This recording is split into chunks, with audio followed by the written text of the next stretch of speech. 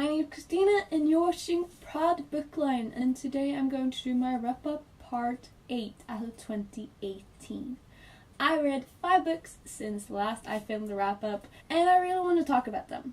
So let's begin. First up, I read Unseen by Karen Slaughter. This is a crime/thriller book. It's probably like number 7 in the series about Will Trent, and in this book he's working undercover, although I would say the focus is more on Lena, the female cop that Karen Slaughter writes about, because, well, we mainly follow her and Jared, her boyfriend, and she actually has a miscarriage in this book, and it explores how Lena is dealing with that and how the fact that Jared is younger than Lena, usually it's the other way around, so it's pretty great representation, and just seeing how that takes a toll on their relationship, especially as he is also a cop, although underneath her rank. And then we have the fact that she is trying to bust these bad guys that Will Trent has infiltrated, and things don't go as planned. Do they ever though?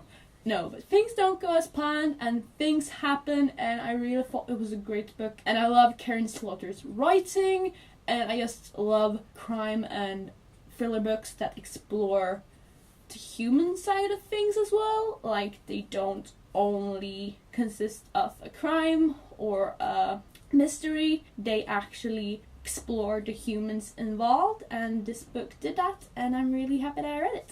I think I gave it 4 or 5 stars. Then I read Little and Lion by Brandy Colbert, or Colbert, I'm not sure how you pronounce that, I'm so sorry, I just got back from work and an old lady scratched me at work, so like, I'm drained, I am sorry. This lovely book is about Suzette, and she comes back from studying in another town, even in another state, for I believe a term or semester, and she meets her brother Lionel again, and Lionel has been diagnosed with bipolar disorder, and that is actually why she left. Suzette is Jewish and she is black, and Lionel, I believe, is Jewish but agnostic in the novel, and he is white, so they are actually not biological brother and sisters. They are step-siblings, but they have always acted like loving siblings, and their relationship is truly one of a kind, and we get to see them trying to recreate that friendship they had when they were younger and when Lionel did not have a diagnosis on him, and they are exploring their more of adult lives because both of them happen to fall in love at the same time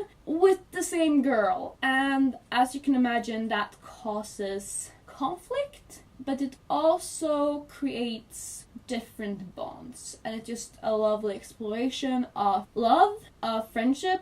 I don't have any siblings, but I'm sure it's great when it comes to finding your sibling and how you relate and talk to them about, well, everything, and how you have a healthy and stable relationship with them. So I really thought it was an amazing book. I can't speak for any of the rep apart from Female Loving Female, and I thought that was done very well. I really like this book, and I think I gave it 4 or 5 stars as well. Up next, I read Clockwork Prince by Cassandra Clare, the one and only, and I think I gave it 5 stars again. If you didn't know, this is the sequel to Clockwork Angel, which is the first book in the Infernal Devices. It's the series that comes before the Mortal Instruments, and it's just a lovely book. I really like it. I am still kind of Team Will, but I have accepted and fully love and support her and Greystairs, but I still feel the ending of this book to be slightly annoying. If you read it, you know what I'm talking about. But yeah, I absolutely love it. You can't go wrong with Cassie Clare, and it was just really nice revisiting the world and watching Emma Buck's live show with the other hosts from all over the world, because I love the Dregs Society and I love the live shows. I'll actually leave the live show down below because I feel like it. But yeah, 5 out of 5 stars. Big surprise. Then I read The Good Daughter by Karen Slaughter, and this you know already if you have seen my BookCon vlogs or my travel vlogs, because I read it during BookCon, on my flight there and on my flight home, and actually during the time when I was there, when I didn't have anything else to do. Oh, you also know it if you were at the BookTube panel, because if Brandon could only read one book for the rest of his life, he chose The Good Daughter by Karen Slaughter. And I was like, I'm reading that right now, like screaming and way more excited. I mean, you have to trust Brandon on this. This book is really awesome, especially then if you love thrillers and like crime, but I would say it's more of a thriller. And as I said before, what's best about Karen Slaughter is that she writes about a crime or about a mystery or about something usually horrible, usually a crime. In this novel, it's about two sisters, Samantha and Charlie, and they both survived a horrible, I don't even know what to say, an attack. Their father is an attorney for the ones that are misguided and misled, the drug addicts, the junkies, the pedophiles, the rapists, all the people that usually are unable to acquire any defense, like a lawyer or something. He's their man, and one of these humans that have been helped by him doesn't want to pay his bills, so he thought an easy way to get out would be to kill their father. However, their father was not at home. Instead, their mother was at home and the two daughters were at home, and it actually ends up with their mother dying and both of the daughters going through traumatic events. Like Samantha gets buried alive. I think it's kind of in the blurb. I don't know. They go through trauma and things no child should ever go through. And as expected almost, or not really expected, I would not have gone that way.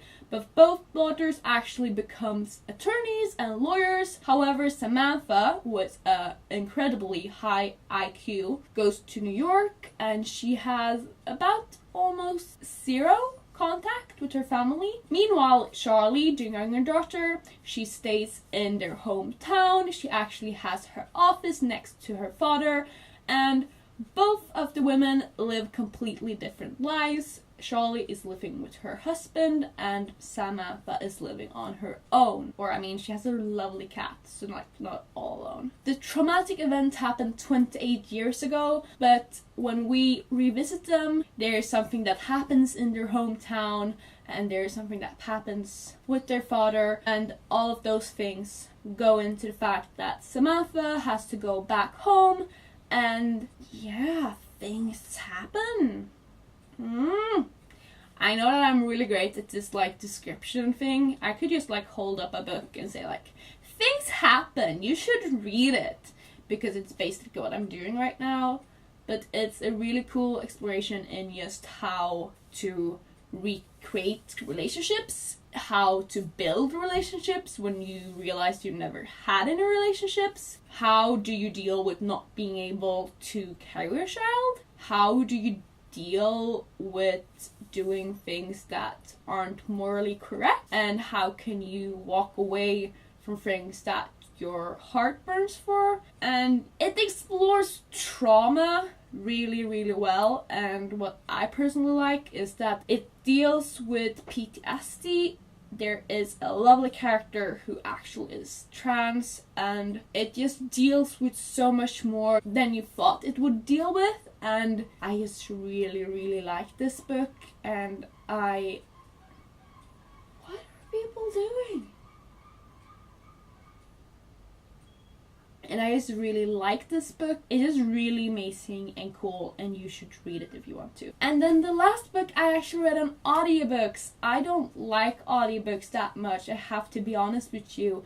It was my first audiobook, and I read it via Audible, and it was Now I Rise by Kirsten White. And I read And I Darken, and I read it because of the live show with Explosion. I'll leave that link down below as well. And I thought it was okay. There's a lot of characters' names that you have to like keep in your head, and I couldn't all the time, and sometimes I was confused. And I know that when it comes to Romania, the rep is not the best, and I just didn't love it as much as I loved And I Darkened, and I didn't really feel anything for a lot of things that happened. I was indifferent, and that's not a good sign. Radu does like boys. He is, I believe, gay. I don't think it's ever stated. And something that finally happened, which I did enjoy, was that Lada dealt with having her period when she was out and trying to be a quote-unquote man in order to become Prince of Lakia. And I mean, I liked aspects of it. I didn't like most aspects of it. I just didn't feel a lot, and that's slightly weird just because it should be very on point for me, because I personally love history and I love strong female characters, but it didn't hit me in the feels, and I didn't feel any connection with any of the characters. So I think I gave it 3 out of 5 stars, 2.5 out of 5 stars. I mean, it was okay, but I wouldn't really recommend it to H. But yeah, those were all the books I read since the last time we spoke.